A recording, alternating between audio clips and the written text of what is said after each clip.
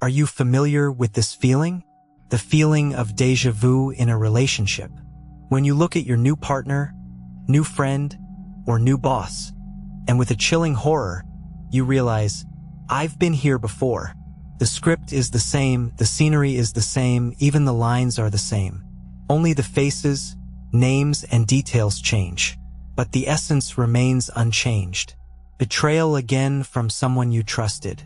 Coldness and emotional unavailability again from someone you reached out to with all your heart. The devaluation of your feelings and efforts again. It's like a bad dream from which you can't wake up. You run in a circle, like a horse on a fairground carousel, and each new lap ends at the same point of pain and disappointment. You ask yourself the same question. Why me? Why do I constantly meet the wrong people? Maybe it's a curse? Maybe I'm just unlucky in life. But what if I told you that it's not bad luck and not a curse? What if all these wrong people are actually the most important teachers in your life? What if they are not random passersby, but precise, ruthless mirrors that the universe places before you with a single purpose? For you to finally see your own reflection in them. The great psychologist Carl Gustav Jung stated, "Whatever is not conscious is met as fate."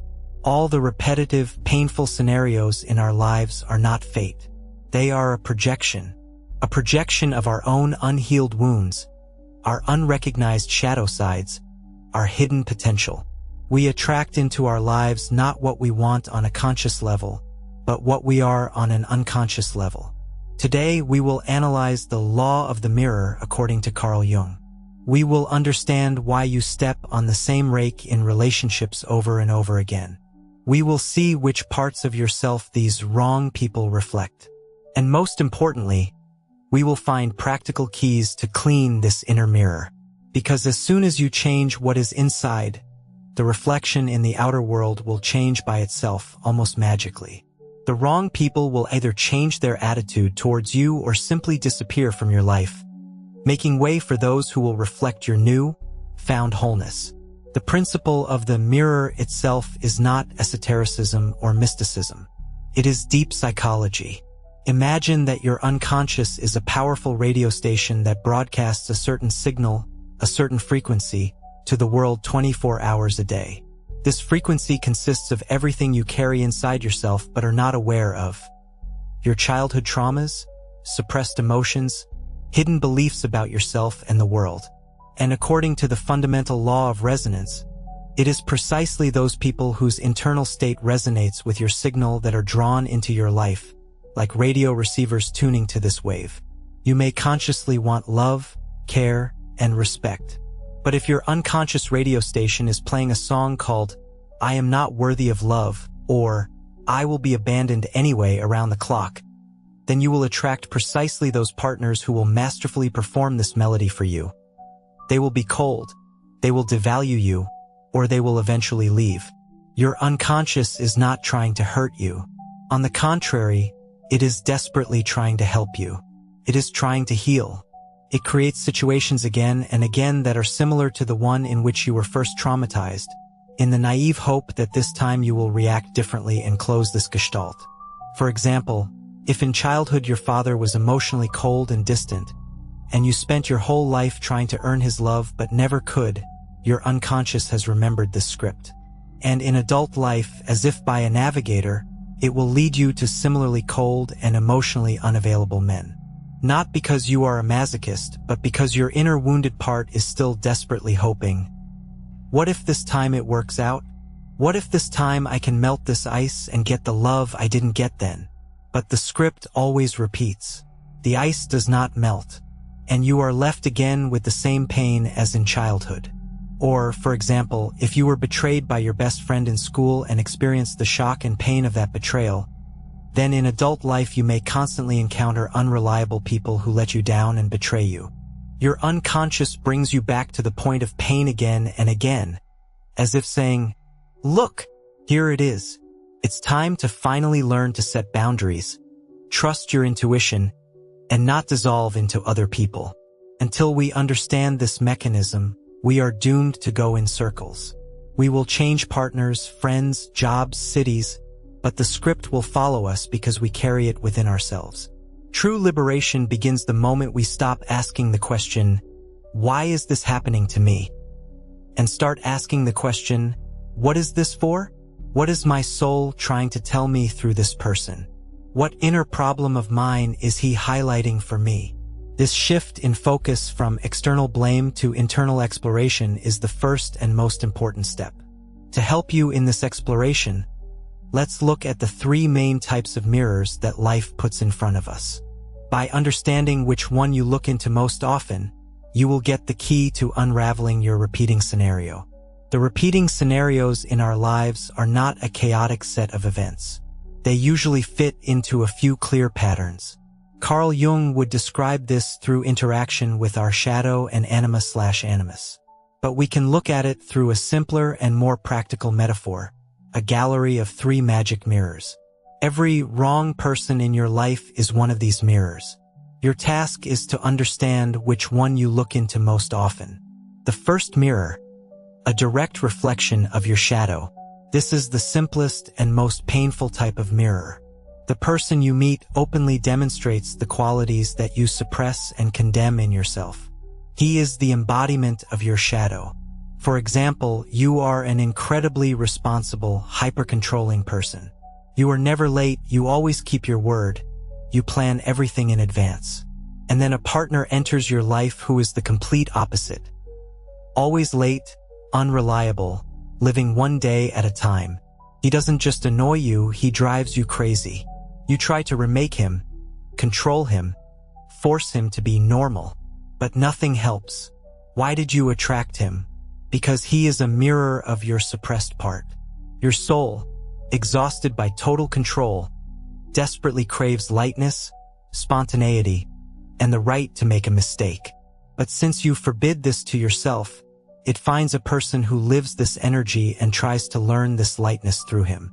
Or another example, you are a good girl, kind, compliant, always ready to help, even to your own detriment, and you constantly attract arrogant, selfish people who shamelessly take advantage of your kindness. You suffer, but you continue to help them. This is the mirror of your shadow. Your healthy aggression, your ability to say no, your healthy selfishness are locked in your basement. And life again and again puts this mirror in front of you, as if saying, "Look, learn from him. Learn to put yourself first." As long as you fight this person, you are fighting yourself. Healing comes the moment you say, "Stop, this person is my mirror. He shows me the part that I forbid myself. Maybe I don't need to change him, but change something in myself. Maybe I need to allow myself to be a little more selfish or a little more irresponsible." As soon as you begin to integrate this shadow quality in yourself, the need for such a mirror disappears. The person either changes their behavior or simply leaves your life. The second mirror, a reflection of your childhood trauma. This type of mirror is more complex and profound. The person you meet is not necessarily like you, but his behavior recreates the emotional atmosphere in which you received your main childhood trauma. As we have already said, if your father was cold and rejecting, you will choose emotionally unavailable partners time and time again. They are a mirror that reflects not you, but your original situation. Your inner wounded girl looks in this mirror and tries to replay the old script. Or, for example, if in childhood your mother was very anxious and controlling, constantly criticizing you, then in adult life you may attract partners or bosses who will control and devalue you in the same way. You fall into the same emotional prison from which you could not escape in childhood. Your unconscious seems to be saying, "Here it is, this situation. You are an adult now. Now you can fight back. Now you can protect yourself." But instead, out of habit, you fall back into the role of a helpless victim. Working with this mirror is the most difficult. It requires not just acknowledging your shadow qualities, but returning to your childhood pain. It requires asking yourself the question, who from my parents or significant adults does this person resemble in his behavior? What situation from my childhood does he recreate? And when you find the answer, you understand that your strong reaction to this person is not addressed to him, but to the one who hurt you many years ago. And healing here is to stop waiting for love from a cold father or approval from a critical mother in the person of your partner. Healing is to become for yourself that loving and accepting parent that you never had. The third mirror, a reflection of your lost potential. This is the brightest and most encouraging mirror. Sometimes we meet people who cause us not irritation, but an inexplicable, almost painful admiration. We look at them and think, this is how I would like to live. A person who speaks easily and boldly in public. A woman who is passionately engaged in creativity. A friend who dropped everything and went to travel the world. They are the mirror of our own, but unrealized, potential buried in the shadow. We admire them because they are us, who we could have become if we had not been afraid. Such encounters are a gift. It is a direct call from your soul. Look, it's possible. What you dream of, but are afraid to allow yourself, is real. Start moving in this direction. Analyze your life. What wrong people repeat in it. Which of the three mirrors do you look into most often? The mirror of your shadow, the mirror of your trauma, or the mirror of your potential? An honest answer to this question is already half the way to healing. And the second half is concrete practical steps that allow you not just to understand, but also to change this reflection. Excellent. We are moving on to the most important practical part. Understanding which of the three mirrors you are looking into is half the battle. The second, most important half is actively working with this reflection. Because the mirror doesn't just show you the problem, it gives you the key to solving it. Your task is to stop blaming the mirror and start working with the person reflected in it. Here are 3 practical steps, 3 keys that will help you clean your inner mirror and change your destiny. The first key, radical honesty and a mirror journal. The first step is to stop running and start looking. To stop saying, he is like that, she is like that, I am unlucky. And to take 100% responsibility, saying, this person is in my life because he resonates with something inside me. He is my mirror. This is radical honesty. To make this honesty not just a one-time insight, but a constant practice, start a mirror journal. This is your personal research log. Every time someone causes a strong emotional reaction in you, be it anger, resentment, irritation, or admiration, do not drown this feeling in yourself. In the evening, in silence, describe it by answering a few questions depending on the type of mirror. If it is a shadow mirror, ask yourself, what qualities in this person irritate me so much? Where and how do I forbid myself from showing the same? In what situations would I like to act the same way, but I'm afraid of being judged? For example, it pisses me off that my friend so easily asks for help and dumps his problems on others. I always carry everything on my own. I forbid myself to be weak and ask for help because I consider it shameful. By writing this down, you are already bringing your shadow belief to light. If you suspect it's a trauma mirror, the questions will be deeper. Who from my past, from my childhood, does this situation resemble in its emotional background? What feelings from the past does it awaken in me? What was I unable to do then to protect myself?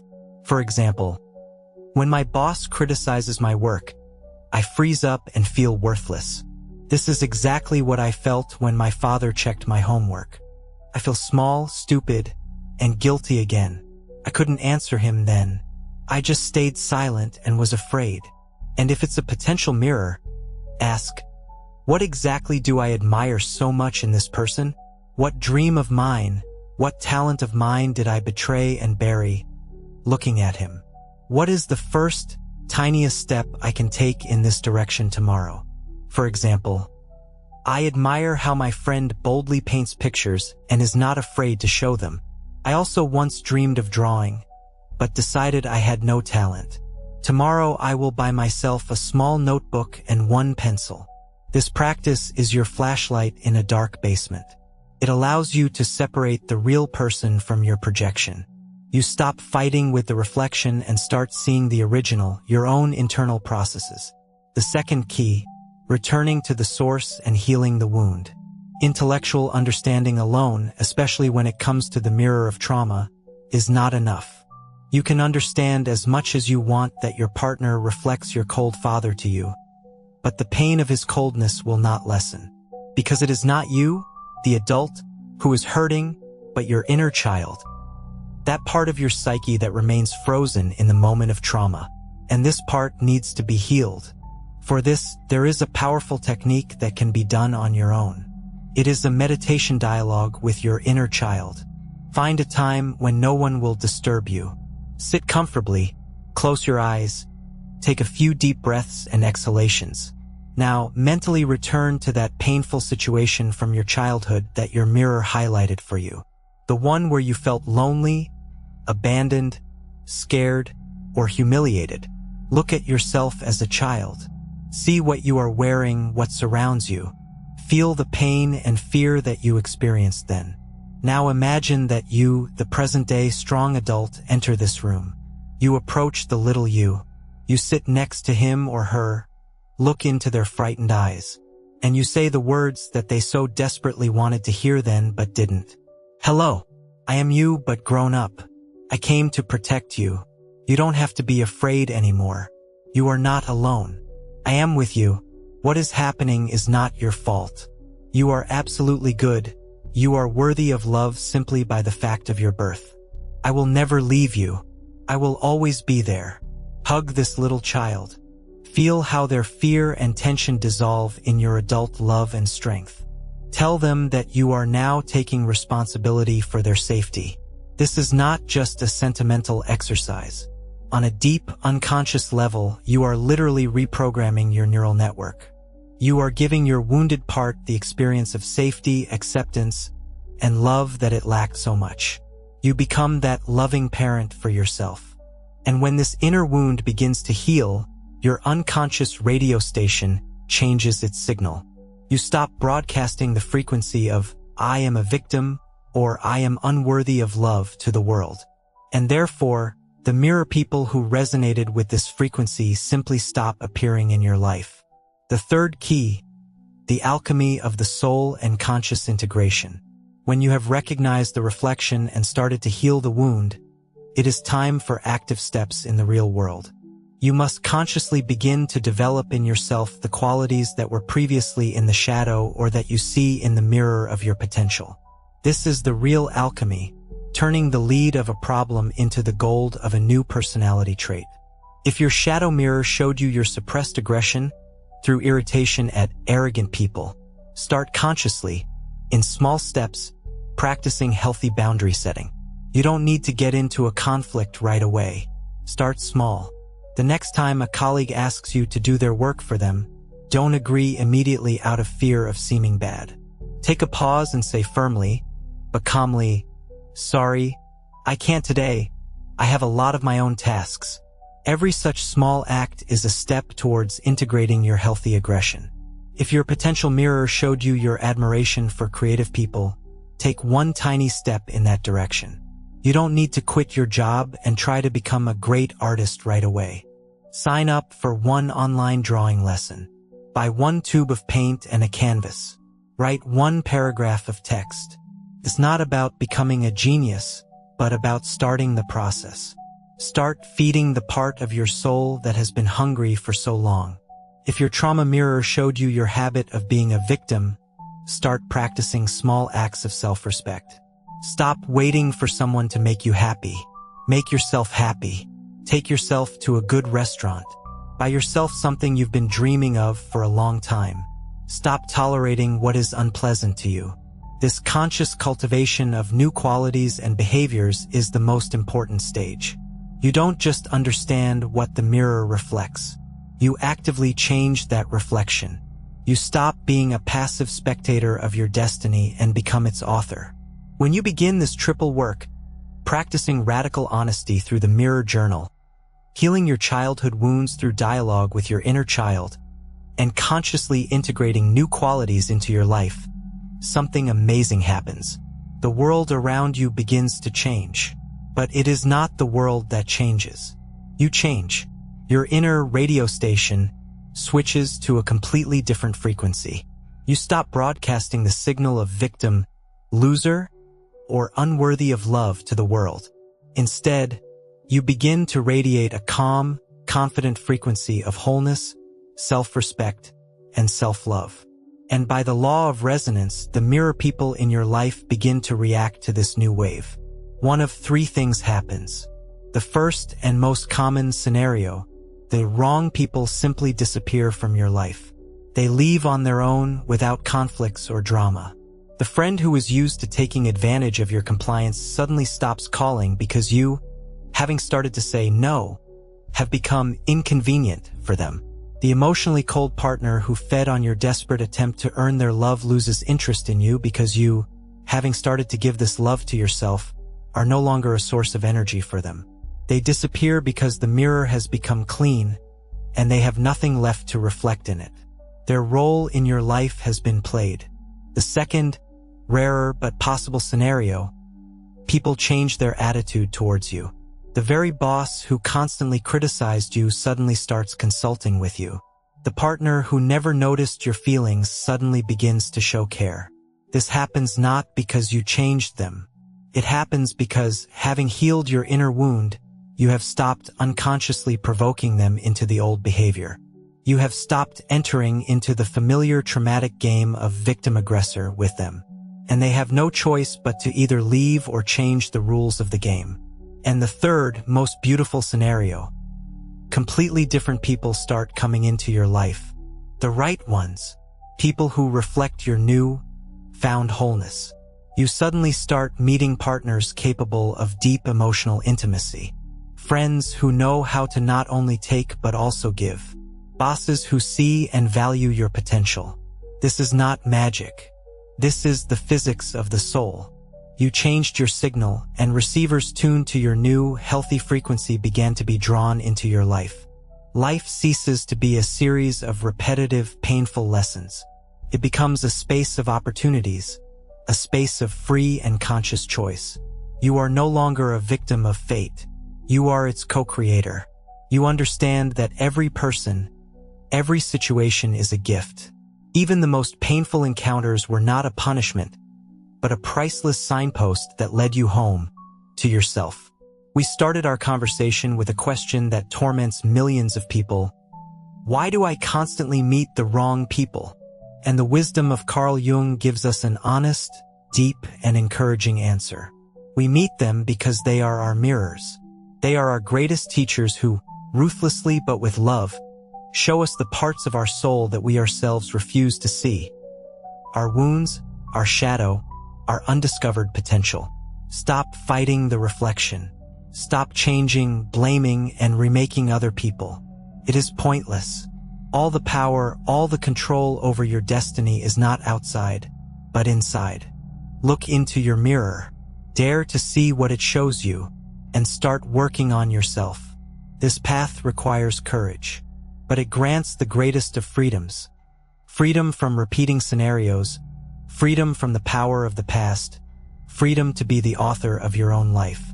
When you heal what is inside, the outside world will respond in kind. If you are ready to stop blaming mirrors and start working with what is reflected in them, write a simple but very powerful word in the comments: reflection.